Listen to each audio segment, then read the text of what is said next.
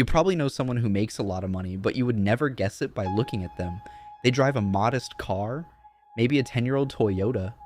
They wear simple clothes, the same rotation of plain shirts and jeans. They don't post about their wins on social media. Their Instagram is private. They rarely talk about their portfolio, and when asked what they do for a living, they give a vague answer and change the subject, and yet somehow they are quietly building wealth that most people will never see. They own 3 rental properties. They have a retirement account worth $500,000. They keep 6 months of expenses in cash.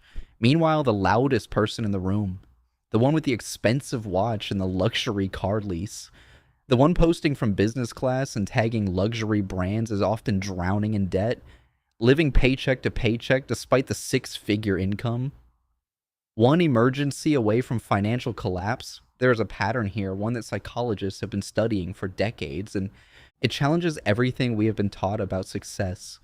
We are told that to get ahead in life, you need to be charismatic, you need to network aggressively, you need to dominate the room.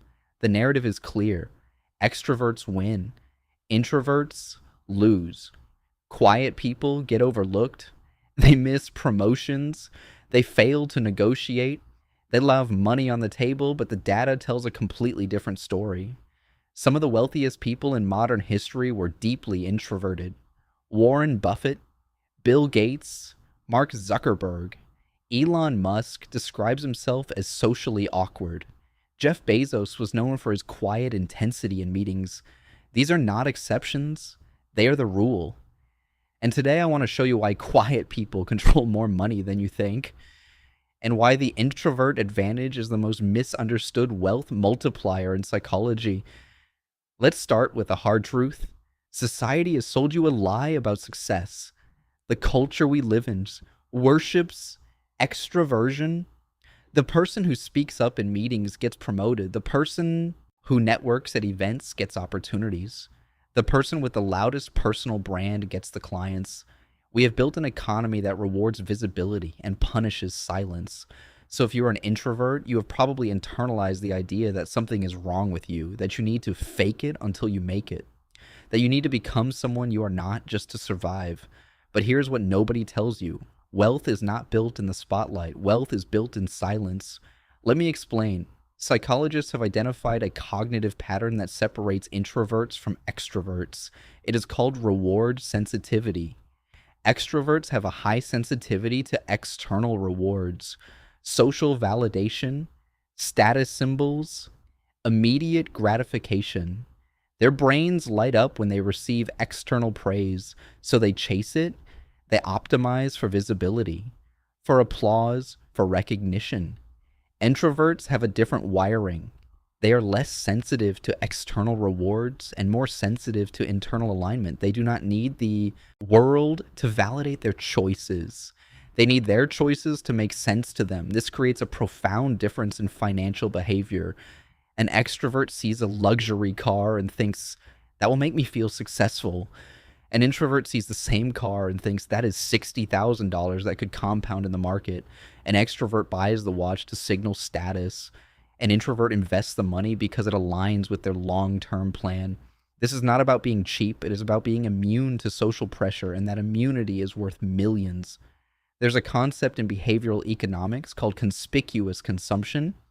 It is the idea that people buy things not for utility, but to signal wealth and status to others. Thorstein Veblen identified this over a century ago. He showed that humans will actively waste resources just to demonstrate they can afford to waste them.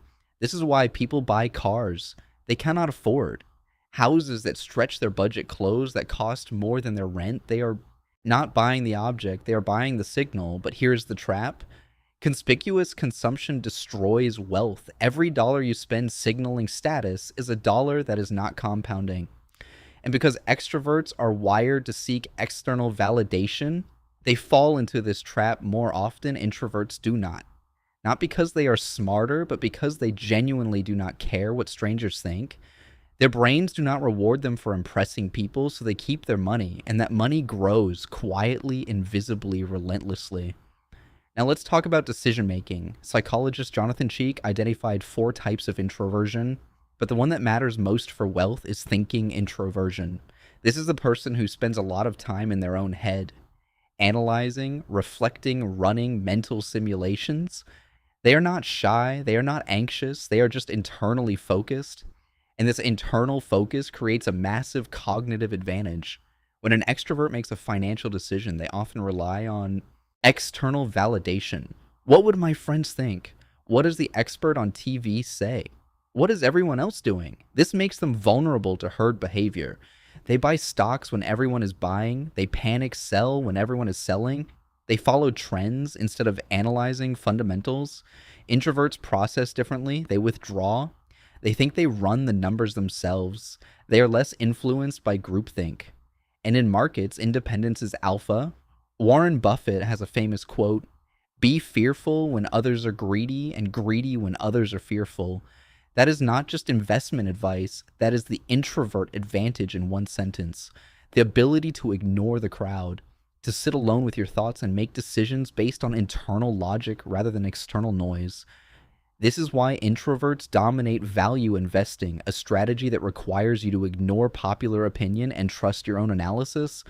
But there is another layer, one that is even more powerful. Introverts have a natural advantage in deep work. Cal Newport popularized this term, but the concept is simple. Deep work is the ability to focus intensely on cognitively demanding tasks without distraction.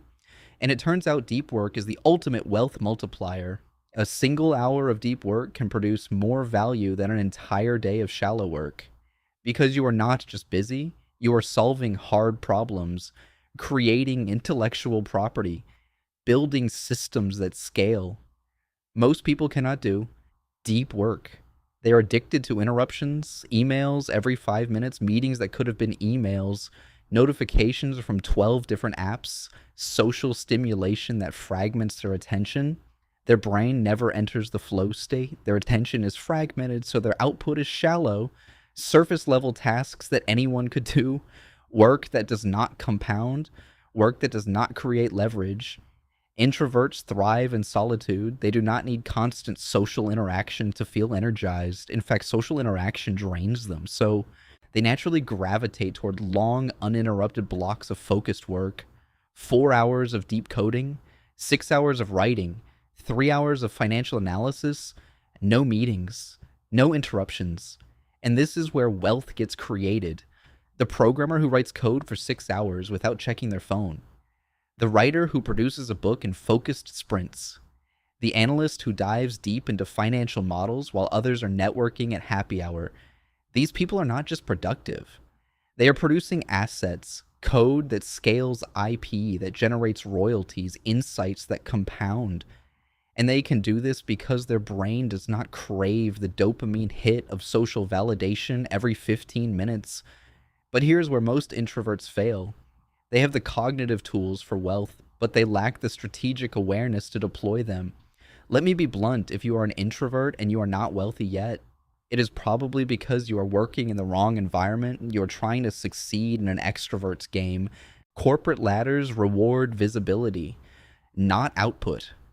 You can produce incredible work in silence and still get passed over for the promotion because you did not speak up enough in meetings. You can be the smartest person in the room and still lose the sale to the charismatic extrovert who knows how to work a room. This is the introvert tax, the cost of operating in systems designed for extroverts. So what is the solution? You need to stop playing their game and start building your own. The introvert wealth strategy is simple: build asymmetric leverage. What does that mean? It means creating systems where your output is not tied to your social performance, where your income is decoupled from your ability to impress people in real time. Here are the 3 pillars. First, own your attention. Introverts have a superpower, the ability to focus deeply for long periods, but most of you are wasting it on someone else's priorities. You work a 9 to 5 where your deep work produces profit for someone else. Then you go home too drained to build anything for yourself. You need to protect your best hours, your peak cognitive capacity, and invest it in assets you own. Code, content, products, investments, systems.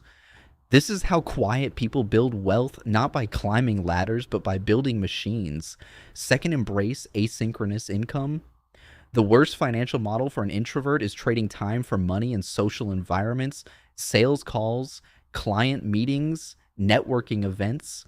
These drain your energy and cap your income. The best model is asynchronous income that is not tied to your real-time presence, software that runs while you sleep, content that generates ad revenue 24/7, investments that compound without your involvement, royalties from intellectual property.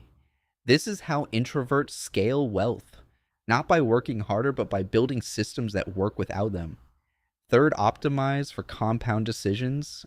Extroverts optimize for short term wins, the quick sale, the flashy success, the immediate reward, the commission check this month, the promotion with the fancy title, the viral post that gets 1,000 likes.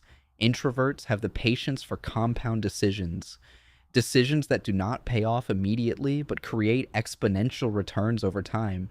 Learning a high value skill that takes years to master, like advanced programming or financial modeling. Building a portfolio that grows slowly but reliably. 15% annual returns for 30 years. Writing a book that generates passive income for decades, royalties that compound long after the work is done, investing in index funds. Instead of trading meme stocks, boring, consistent gains that crush gambling returns. These are introvert strategies, and they crush extrovert strategies over time, because while the extrovert is chasing the next dopamine hit, the next deal, the next big win, the next viral moment, the introvert is building a machine that prints money in silence. A machine that does not need applause to function, that does not require validation to grow, that compounds regardless of who is watching. Now, I know some of you are thinking, but I still need to network. I still need to sell myself. I still need to put myself out there. And you are right. But here's the distinction. You do not need to be extroverted. You need to be strategic. There's a concept called selective socializing. It is the practice of being intentional about your social energy. Instead of attending every networking event, you attend one, the right one.